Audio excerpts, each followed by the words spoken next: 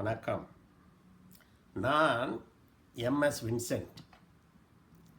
அமெரிக்க நாட்டிலே இருந்து கொண்டு உங்களிடையே பேசி கொண்டிருக்கின்றேன். அருமை நண்பர் முத்து இதை படமாக்கி கொண்டிருக்கின்றார். இன்று Albert Einstein theory of relativity. Theory of relativity என்றால் சார்பியல் நியதி, சார்பியல் கோட்பாடு என்று வைத்துக் கொள்ளலாம். அது புரிந்து கொள்வது சிரமம் என்று தான் பலர் கூறுகின்றார்கள். ஆனால் உன்னிப்பாக படித்தாலோ கவனித்தாலோ அதை எளிதில் புரிந்து கொள்ளலாம். பல ஆண்டுகளாக அதை நான் படித்து வருகின்றேன், புத்தகமும் எழுதியிருக்கின்றேன். படித்து படித்து ஐன்ஸ்டைனிடம் உறவாடிக்கூடிய அளவுக்கு ஒரு மனநிலை ஏற்பட்டுவிட்டது. பேசுவது ஐன்ஸ்டைனிடம், அவரிடம் பேசுவதைப் போலவே இதை நான் விளக்கம் தருகின்றேன். ஐயா ஐன்ஸ்டைன், நீர் எழுதிய சார்பியல் கோட்பாடில் என்னதான் கூறியிருக்கின்றீர்? தம்பி, சார்பியல் கோட்பாடு இரண்டாக பிரித்திருக்கின்றேன். சிறப்பு சார்பியல், பொது சார்பியல் என்று இரண்டாக பிரித்திருக்கின்றேன். முதலில் 1905ஆம் ஆண்டு நான் வெளியிட்டது சிறப்பு சார்பியல் கோட்பாடு. ஐயா ஐன்ஸ்டைன், அதில் என்ன கூறியிருக்கின்றீர்?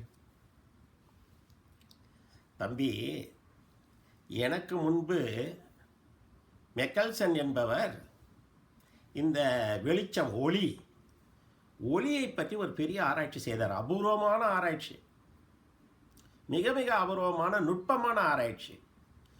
ஒளியின் வேகத்தை கண்டுபிடித்தார். மிகப்பெரிய சாதனை அது. ஒளியின் வேகம் 3 லட்சம் km/s. அந்த ஒளியின் வேகத்தை அவர் கண்டுபிடித்தார். அதற்கும் சில விஷயங்கள் அதைவிட அதிகமாக அந்த ஒளியில் இருக்கின்றன. ஆகவே நான் என்ன செய்தேன், இதையெல்லாம், அந்த குழப்பத்தை எல்லாம் நீக்கி ஒளியை பற்றி ஒரு தெளிவான கருத்துக்களை நான் கூறினேன்.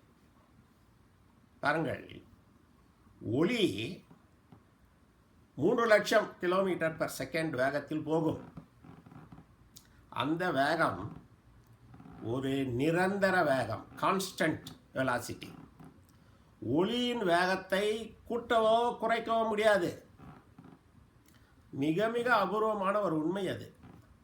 இந்த 3 லட்சம் km/s என்கின்ற வேகம், ஒளியின் வேகம், இந்த அண்டத்தின் உச்ச வரம்பு.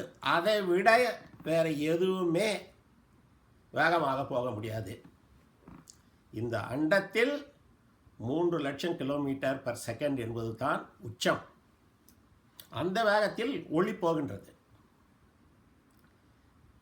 மற்றும் இந்த ஒளியின் வேகத்தை குறைக்க முடியாது, கூட்ட முடியாது.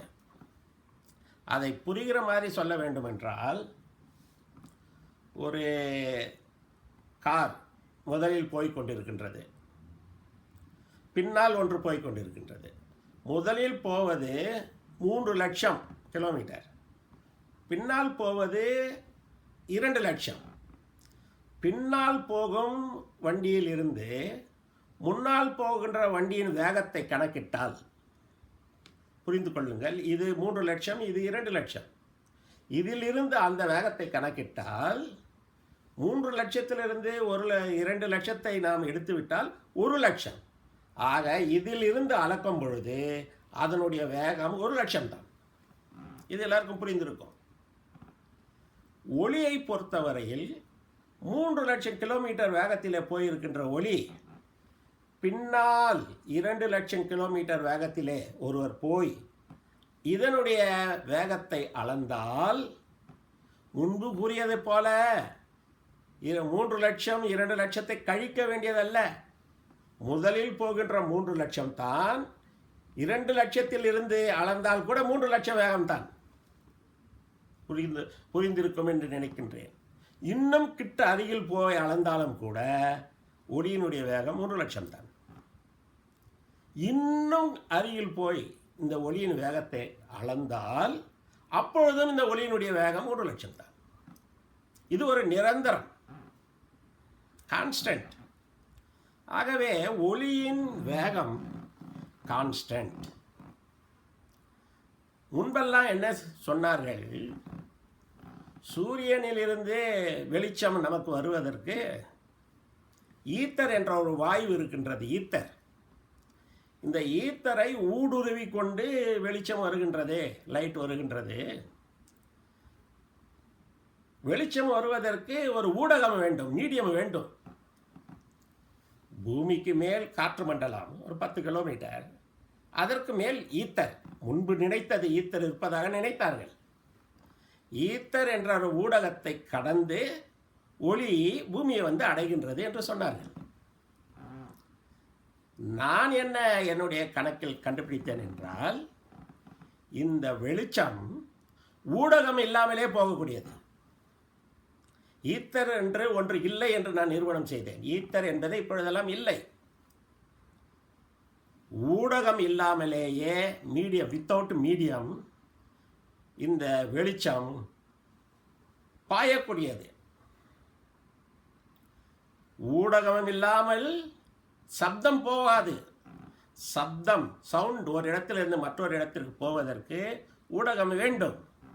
ஆனால் வெளிச்சத்திற்கு ஊடகம் வேண்டாம். வெளிச்சத்தின் அதிகப்படியான வெளிச்சத்தினுடைய வேகமே 3 லட்சம் தான்.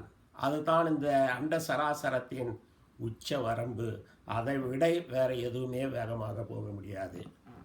இத்துடன் முதல் பாகத்தை முடித்துக் கொள்கின்றேன். 2ஆம் பாகத்தில் தொடர்கின்றேன். வணக்கம்.